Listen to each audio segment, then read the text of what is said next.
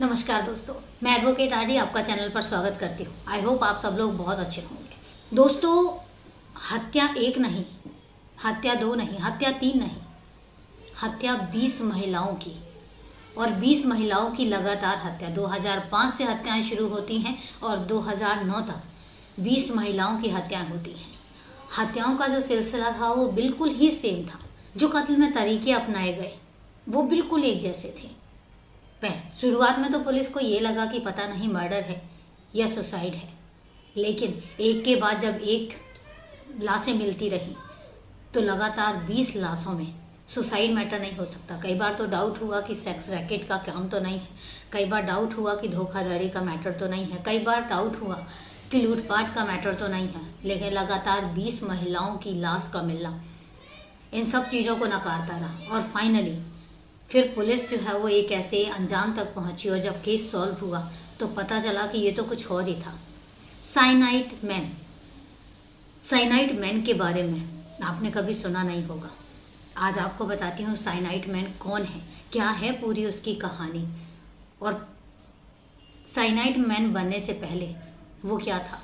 तो चले दोस्तों, वारदात शुरू करूं उससे पहले यही कहना चाहूँगी कि अगर आप अपने इस परिवार में पहली बार वीडियो वॉच कर रहे हैं या अभी तक आपने चैनल को सब्सक्राइब नहीं किया है तो चैनल को सब्सक्राइब ज़रूर करें, और इसके अलावा बेल आइकन ज़रूर प्रेस करें फर्दर नोटिफिकेशन के लिए। और इसके साथ ही आपकी वारदात के बारे में कोई भी राय है तो आप कमेंट बॉक्स में जाके कमेंट करके ज़रूर बताएँ। तो चले दोस्तों, शुरू करते हैं अपनी वारदात। आज की जो ये वारदात है ये किसी एक डेट की नहीं है। आज की जो ये वारदात है किसी एक साल की नहीं है। आज की जो ये वारदात है ये सिलसिलेवार लगभग 5 सालों में और लगभग 20 महिलाओं की लाशों की कहानी है।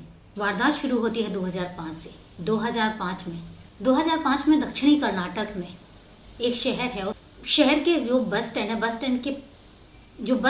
स्टैंड के वॉशरूम से एक महिला की लाश मिलती है। और लाश भी इस तरीके से नहीं, वहाँ पर और बाकी महिलाएं होती हैं जो बाथरूम का दरवाज़ा खोलने की कोशिश कर रही होती हैं, लेकिन दरवाज़ा अंदर से बंद होता है। वो आवाज़ें भी लगा रही होती हैं, दरवाज़ा कोई नहीं खोलता।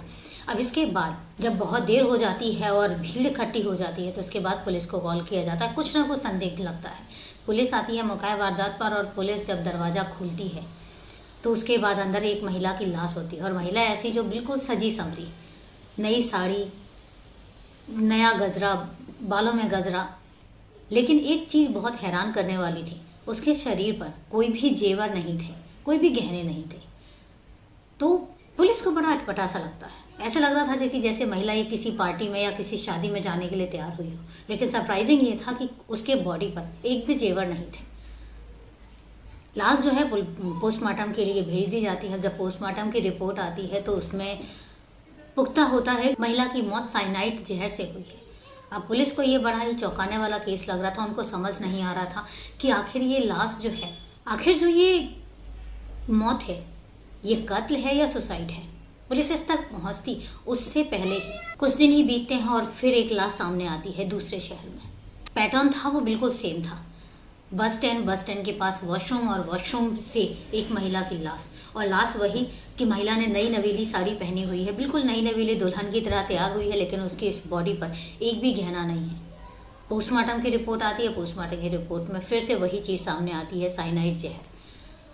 और इसके बाद ये जो मौत का सिलसिला है ये चल पड़ता है, एक के बाद दो, दो के बाद तीन, तीन के बाद चार, और इस तरीके से पूरे इन 5 सालों में लगभग 20 केस अलग अलग शहरों से, लेकिन शहर दक्षिणी कर्नाटक के आसपास के इन 4-5 शहरों से लगभग 20 महिलाओं की लाश मिलती है। अब बीच में तो ये होता है, एक शहर ऐसा भी है जिस शहर में पहले भी हिंदू मुस्लिम जो है वो शादी हो चुके हैं। तो लोगों को लगता है कि कहीं ये लव जिहाद का मैटर तो नहीं है कि मोहम्मदन जो हैं वो हिंदू लड़की को भगा के ले जाते हैं और उनके साथ शादी करते हैं, और शादी करने के बाद उनको मार देते हैं। लेकिन पुलिस इस पर भी कुछ अपनी राय नहीं दे पा रही थी। उसका रीज़न ये था कि जो भी मरने वाली महिलाएं हैं वो सारी की सारी मुस्लिम नहीं थी। उसमें से सिर्फ 1 या 2 महिलाएं ऐसी थी जो मुस्लिम थी, बाकी सारी की सारी हिंदू थी। तो पुलिस इस चीज़ को भी नकार रही थी। ये जो चीज़ें हैं, जो लव जिहाद वाला मैटर था, इस पर भी पुलिस जो है वो अपनी कोई राय नहीं दे पा रही थी। पुलिस ने बहुत इन्वेस्टिगेशन करने की कोशिश की, पूछताछ करने की कोशिश की, लेकिन कुछ भी सामने नहीं आया, ना तो कातिल सामने आ रहा था, और कातिल इतना स्मार्ट था और कत्ल करने वाला इतना स्मार्ट था कि वो इतनी स्मार्टली अपने आप को वहाँ से दूर कर लेता था कि कुछ पता भी नहीं चलता था। अब अगर महिला की कॉल डिटेल भी छानी जाए, जिन जिनके पास मोबाइल था, अगर उनके मोबाइल की कॉल डिटेल भी छानी जाए तो नंबर जो है वो स्विच ऑफ। अब पुलिस जो है वो इस बात पे हैरान थी कि जिन जिन नंबर्स पे बात हुई, उन नंबर्स में से जिस नंबर पे डाउट जा रहा है वो नंबर बंद। कुछ समझ में भी नहीं आ रहा। कुछ लड़कियों के पास तो ऐसा था कि फ़ोन ही नहीं था। अब इसके बाद पुलिस को समझ नहीं आ रहा था कि पुलिस करे क्या, और इसी तरीके से 2009 आ जाता है। 2009 में दक्षिणी कर्नाटक में एक कासरगोड एरिया है। कासरगोड एरिया में फिर बस स्टैंड के जो बस स्टैंड वाला वॉशरूम होता है, उस वॉशरूम में भीड़ इकट्ठा होती है। लोग, अब बाथरूम अंदर से बंद है और लोग आवाज़ लगा रहे हैं, लेडीज़ आवाज़ लगा रही हैं, महिला वॉशरूम है और दरवाज़ा नहीं खोल रहा है। कोशिश करती हैं खोलने की, लेकिन दरवाज़ा अंदर से बंद है। उनको नहीं समझ में आता, आवाज़ें लगाती हैं, लेकिन जब दरवाज़ा कोई नहीं खोलता तो इसके बाद फिर पुलिस को कॉल किया जाता है। पुलिस मौका वारदात पर आती है। चूँकि पुलिस के पास ऑलरेडी पहले इतने सारे मैटर्स हो चुके थे, तो कहीं ना कहीं उनको भी संदेह था कि ये वॉशरूम में जो अंदर निकलेगा वो भी सेम केस ही निकलेगा। जब फोर्सफुली दरवाज़ा खोला जाता है तो दरवाजे से फिर वही महिला की लाश। एक्सपेक्टेड था पुलिस को जैसा कि अंदर महिला की लाश ही मिलेगी, और वही हुआ। और वही सेम कंडीशन की महिला ने जो है वो नई साड़ी पहनी हुई है, बिल्कुल न्यू परचेज साड़ी है, और इसके अलावा बालों में गजरा है, लेकिन शरीर पर कोई गहने नहीं है। पुलिस फिर वही बॉडी को पोस्टमार्टम के लिए भेजती है। पोस्टमार्टम के बाद जब पोस्टमार्टम की रिपोर्ट आती है तो उसमें फिर वही पता चलता है साइनाइड। अब पुलिस को एक चीज़ समझ में आने लग गई थी, और एक चीज़ और भी सेम थी कि जो 20 बॉडीज़ मिली हैं, 20 जो लाश मिली हैं, उन लाश का एक चीज़ बहुत पैटर्न बहुत क्लियर था कि लाश मिलने से पहले लगभग एक रात पहले वो सेक्सुअली एक्टिव थी, रेप भी नहीं था। तो ये भी चीज़ मतलब जो रेप वाला एंगल है वो भी पुलिस नकार रही थी, वो भी नहीं पुख्ता हो रहा था। अब पुलिस जो है, अब पुलिस एक चीज़ करती है कि अब इन लाशों को स्टॉप लगाना चाहिए, अब इन मौत को और ज़्यादा नहीं बढ़ाना चाहिए, इसकी काउंटिंग नहीं बढ़नी चाहिए। तो पुलिस जो है वो एक स्ट्रिक्ट एक्शन लेती है, टीम डिसाइड करती है, और अब जो टीम है वो टीम सिर्फ और सिर्फ इसी एंगल पर काम करती है कि आखिर इसमें से कातिल को कैसे ढूंढा जाए। अब इसके बाद पुलिस एक चीज़ खंगालती है, जिन जिन लड़कियों के पास नंबर होते हैं, जिन जिन लड़कियों के पास फ़ोन होता है, उन फ़ोन्स की CDR निकलवाई जाती है, और CDR में वो जो नंबर बंद था, उन नंबर्स को देखा जाता है। अलग अलग नंबर्स थे, एक नंबर नहीं था कि जो एक नंबर मिले, अलग अलग नंबर्स थे। अब उन नंबर्स जो स्विच ऑफ थे, उन नंबर्स को शॉर्टलिस्ट किया जाता है, और शॉर्टलिस्ट करने के बाद अब ये चीज़ देखी जाती है कि वो नंबर्स कहाँ से रजिस्टर्ड हैं। जब ये चीज़ सामने आती है तो वहाँ पर एक गांव है मंगलौर करके, मंगलौर गांव का जो कनेक्शन है वो सामने आता है कि हर एक नंबर जो है वो रजिस्टर्ड कहाँ से है, मंगलौर गांव से। तो पुलिस को ये चीज़ तो समझ में आने लग गई थी कि जो भी इनका कत्ल कर रहा है, जो भी ये प्लानिंग कर रहा है, उसका कोई ना कोई लेना देना मंगलौर गांव से तो है। लेकिन उसके बाद भी पुलिस मंगलौर गांव जाती है, मंगलौर गांव में छानबीन करती है, लेकिन वहाँ पर भी पुलिस के हाथ जो हैं वो बिल्कुल खाली होते हैं। इसके बाद फिर पुलिस जो है वापस लौट कर आ जाती है। कुछ दिन ही होते हैं, लेकिन बात आती है, कुछ दिन ही गुजरे होते हैं कि बात आती है 21 अक्टूबर 2009 की। 21 अक्टूबर 2009 को बहुत सुबह जो मृत महिलाएं थी, उनमें से जिन किन के पास नंबर थे, पुलिस ने उनके फ़ोन जो है वो अपनी कस्टडी में रखे हुए। तो उसमें से एक फ़ोन बजता है। जब एक फ़ोन बजता है, पुलिस फ़ोन उठाती है तो उसमें से पीछे से आवाज़ आती है हेलो की। पुलिस पूछती है कि तुम कहाँ से बात कर रहे हो, कौन बात कर रहे हो? तो वो कहता है कि मैं मंगलौर से बात कर रहा हूँ। अब पुलिस कहती है कि तुम्हारे पास ये नंबर कहाँ से आया? तो वो बताता है कि मुझे ये फ़ोन मेरे चाचा ने दिया है। अब पुलिस पूछती है कि तुम्हारे चाचा का नाम क्या है? तो वो बताता है कि आनंद कुलर। अब पुलिस को कहीं ना कहीं कंफर्म हो जाता है कि ये वही शख्स है जिस शख्स ने ये जो 20 कत्ल हैं ये किए हैं। चूँकि अब ये 20 कत्ल जो हैं वो एक कातिल नहीं, वो सीरियल किलर बन चुका होता है। तो अब पुलिस को उसकी तलाश थी। पुलिस खामोशी से फिर दोबारा से मंगलौर जाती है। मंगलौर जाने के बाद उस बच्चे से मिलती है। जब उस बच्चे से मिलती है तो फिर बच्चा बताता है कि उसका जो चाचा है वो घर पर ही मौजूद है। अब इसके बाद पुलिस उस घर में जाती है और घर जाकर आनंद कुलल को गिरफ्तार करती है।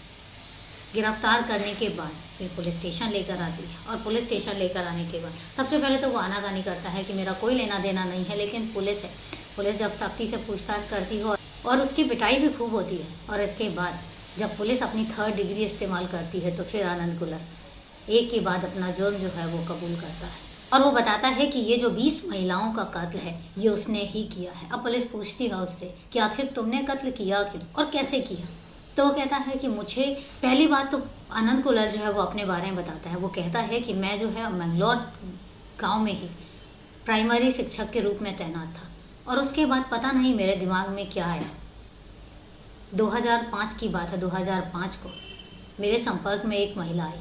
अब मुझे पता नहीं क्या चस्का चढ़ा, उसके बाद 2005 में मेरे संपर्क में एक महिला आई, और उसके बाद मैंने उससे शादी करने का झांसा दिया। शादी करने के बहाने मैंने उसको बोला कि मेरी शर्त यही है कि हम भाग के शादी करते हैं क्योंकि मुझे अच्छा लगेगा। और उसके बाद वो लड़की तैयार हो जाती है। मैंने उसको ये भी कहा कि तुम तैयार होकर पूरे अच्छे तरीके से सज संवर कर आना, और वो उसी तरीके से आती है। उसके बाद हम एक लॉज लेते हैं, लॉज में हम रात स्पेंड करते हैं, रात में हमारे बीच में सारे संबंध बनते हैं। वो लड़की मना भी करती है तो भी किसी ना किसी तरीके से मैं उसको मना लेता हूँ, वो मान जाती है। और इसके बाद फिर सुबह जब होती है तो सुबह उसके साथ मैंने यही कहा था कि हम मंदिर में चलकर शादी करेंगे, और हम जब बस स्टैंड जाते हैं, मैंने उसको गर्भ गोली दी, चूँकि वो गर्भ गोली नहीं थी, वो साइनाइड था। और मैंने उसको यही कहा कि तुम एक काम करो, इसको ले जाकर इसको खा लो, इससे क्या होगा कि तुम्हारे जो टेंशन है वो दूर हो जाएगी। वो लड़की जो है वो वॉशरूम जाने से मना कर देती है, लेकिन मैं फिर उसको मनाता हूँ और कहता हूँ कि हो सकता है कि इस गोली के खाने के बाद तुम्हें वॉमिटिंग आए या तुम्हें अच्छा सा ना लगे, तो एटलीस्ट कम से कम तुम वॉशरूम में होगी तो आराम से अपने आप को कंफर्टेबल कर सकोगे। इस बात पर वो चली जाती है, और जाने के बाद अब मैं इस चीज़ की श्योरिटी ले रहा था कि वो लड़की की डेथ हो चुकी है, नहीं हो चुकी है। मैं इंतज़ार करता हूँ, और 10 मिनट होते हैं, 10 मिनट में फिर कोई दूसरी महिला जो है बाथरूम में जाती है, वो दरवाज़ा खटखटाती है, लेकिन दरवाज़ा नहीं खुलता। तो मुझे कंफर्म हो जाता है कि उस महिला की मौत हो चुकी है। और इसके बाद चूँकि बाथरूम जाने से पहले ही मैं उसको एक चीज़ बोल देता हूँ कि जो अपने जेवर हैं ये उतार कर मेरे पास रख जाओ, मैं इनकी रक्षा करता हूँ। वॉशरूम में जा रहे हो और वॉशरूम में जेवर वगैरह पहन कर जाना अच्छा नहीं लगेगा, हो सकता है शायद उल्टी वगैरह आए तो तुम कंफर्टेबल नहीं रहोगी। वो मेरी बात मान जाती है और वो चली जाती है। इसके बाद मैं वहाँ से चला जाता हूँ। अब जब मुझे ये चीज़ समझ में आ गई कि मैं इस तरीके से पकड़ा नहीं जाऊँगा, और मुझे चूँकि सेक्स की लत लग चुकी थी, तो इसके बाद मैं सिलसिलेवार फिर उन लड़कियों को पटाता हूँ जिन लड़कियों की उम्र जो है वो 22 साल से लेकर 30 साल के बीच में होती है। उन लड़कियों को पटाता हूँ जिन लड़कियों की शादी नहीं हुई होती है या जो शादी के लिए लड़का ढूंढ रही होती है, और मैं उन लड़कियों को अपने जाल में फंसाता हूँ। और उन लड़कियों के साथ फिर उसके बाद उनको ले जाकर लॉज में उनके साथ सुहागरात मनाता हूँ, और उसके बाद फिर दूसरे दिन उनको मैं साइनाइड की दवाई देता हूँ। और इस तरीके से मैंने इन 5 सालों में 20 महिलाओं की हत्या की है। अब जब वो अपनी जुर्म कबूलता है, और जुर्म का जो पैटर्न है वो एक तरीके का होता है, तो फिर पुलिस जो है वो उसको गिरफ्तार करती है। अब यहाँ से एक चीज़ और भी पता लगती है कि जो आनंद कुलर है, आनंद कुलर का जो असली नाम वो कभी भी यूज़ नहीं करता था। उसने बहुत सारे नाम यूज़ किए। सबसे पहले सबसे ज़्यादा नाम उसने यूज़ किया मोहन का नाम, दूसरा उसने यूज़ किया आनंद का नाम, दूसरा जो नाम उसने यूज़ किया आनंद का नाम, तीसरा जो नाम सबसे ज़्यादा यूज़ किया वो किया उसने भास्कर का नाम। तो ये 3 नाम थे, बदल बदल कर उपयोग में लेकर आता था, लड़कियों को बताता था, लेकिन वो असली नाम आनंद कुलर कभी किसी को नहीं बताता था। इसके बाद आनंद कुलर से एक डायरी भी मिलती है जिसमें बहुत सारी लड़कियों के नाम और नंबर होते हैं, जिसमें से कुछ ऐसे नंबर्स भी होते हैं जिसमें से वो लड़कियां उसके झांसे में आई ही नहीं थी। लड़कियों से भी पूछा गया, वहाँ से भी पता चला कि हाँ इस शख्स का कॉल गया था, और ऐसे ऐसे करके ये चीज़ें पुख्ता होती हैं कि जो आनंद कुलर है यही सीरियल किलर है। अब पुलिस जो है वो उसको हिरासत में भेज देती है, और इसके बाद उस पर कोर्ट केस चलता है। और चूँकि मैटर जो था वो बहुत सीरियस था, तो इसके बाद निर्भया केस के बाद तो वैसे भी फास्ट ट्रैक कोर्ट जो है वो शुरू हो गए थे, तो फास्ट ट्रैक कोर्ट में इसका केस चलता है, और बेंगलोर फास्ट ट्रैक कोर्ट उसको सजाए मौत की सज़ा सुनाती है। इसके बाद वो हाई कोर्ट में अपील करता है। जब आनंद कुलर हाई कोर्ट में अपील करता है तो हाई कोर्ट जो है, हाई कोर्ट जो मौत की सज़ा है, मौत की सज़ा को बदल कर उम्र कैद की सज़ा में तब्दील कर देती है। और आज का अपडेट यही है कि जो आनंद कुलर आज भी जेल में बंद है और उसको तब तक जेल में रहना है जब तक कि उसकी मौत नहीं हो जाती है।